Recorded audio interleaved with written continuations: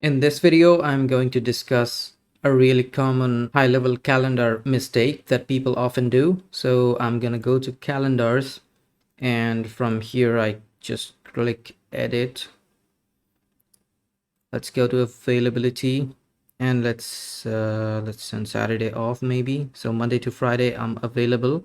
The common mistake that people do is they fail to understand what these two things are all about. Like minimum scheduling notice, if I put 3 days, it's gonna lock out the next 3 days from the current date. So if I put 3 days, I'm saying that you need to book a schedule after 3 days from the current date.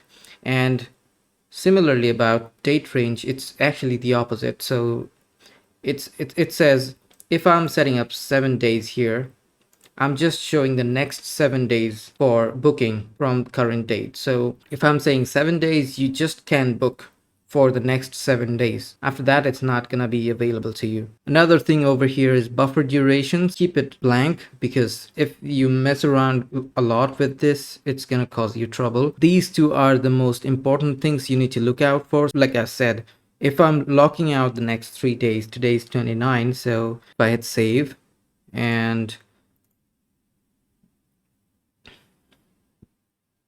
as you can see, 29, 30, and 31 is not available.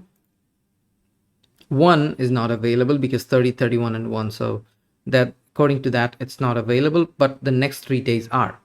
So it's locking out until Friday, and then it's not going to show you anything. And this minimum scheduling notice locked me out for until Tuesday the 1st. This is how these two settings work. Make sure you completely understand these two before setting any calendar up.